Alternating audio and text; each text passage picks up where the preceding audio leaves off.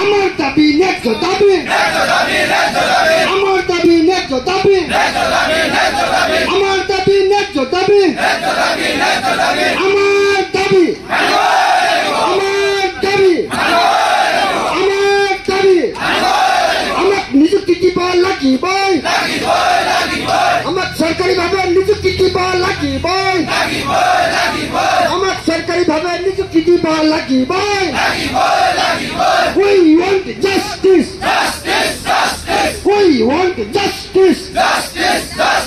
প্ৰাপ্য অধিকাৰৰ দাবীত সচলৰ ধৰ্ণাস্থলীত সপ্তম দিনাও অব্যাহত আছে সদৌ অসম কৃত্ৰিম প্ৰজনন কৰ্মীসকলৰ গণতান্ত্ৰিক ধৰ্ণা কাৰ্যসূচী।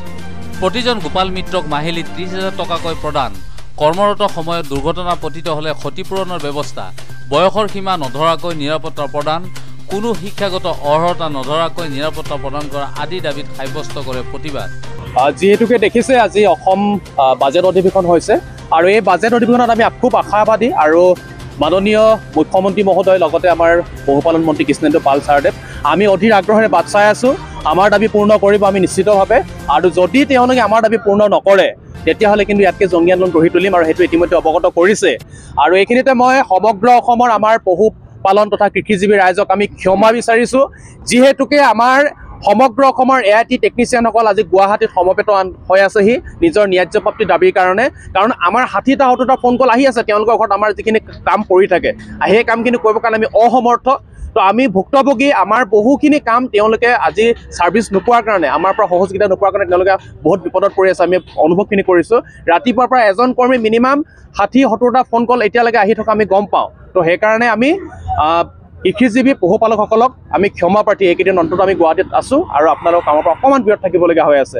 আৰু এইখিনি ক্ষেত্ৰত বিশেষভাৱে দেখি আছোঁ আজি অসম বাজেট অধিৱেশন 24 তাৰিখে এডভান্টেজ আছাম, তেনেকুৱা ধৰণৰ বহুকেইটা কাৰ্যসূচী বাৰে বাৰে কৈ আছোঁ নিউজত, এডভান্টেজ আছামৰ কথা কৈ আছে, কোটি কোটি বা কৰোড়পতি আমাৰ অসমলৈ আমন্ত্ৰণ কৰি আছে, কিন্তু অসমত এডভান্স কেনেকৈ হৈছে সেই বিষয়টোৰ ওপৰত মাননীয় মুখ্যমন্ত্ৰী অকণমান গুৰুত্ব দিব লাগে।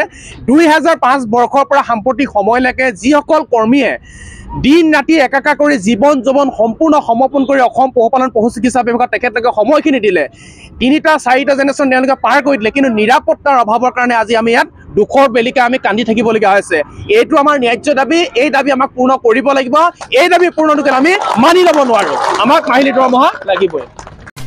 উল্লেখ্য যে যোৱা বৰ্ষত ডিচেম্বৰ মাহত বিভাগীয় মন্ত্ৰীৰ লগত আলোচনা অনুসৰি 20 ডিচেম্বৰৰ ভিতৰত প্ৰতিবাদী গোপাল মিত্ৰ আৰু মৈত্ৰীসকলৰ সমস্যা সমাধানৰ আশ্বাস প্ৰদান কৰিছিল, কিন্তু সেয়া কাৰ্যৰত পৰিণত নোহোৱাৰ বাবে ক্ষোভ প্ৰকাশ কৰে প্ৰতিবাদী গোপাল মিত্ৰ আৰু মৈত্ৰীসকলে। নিযুক্তি দিব লাগিবই আমাক সৰকাৰিভাবে নিযুক্তি দিব লাগিবই আমাক সৰকাৰিভাবে নিযুক্তি দিব লাগিবই We want justice. We want justice.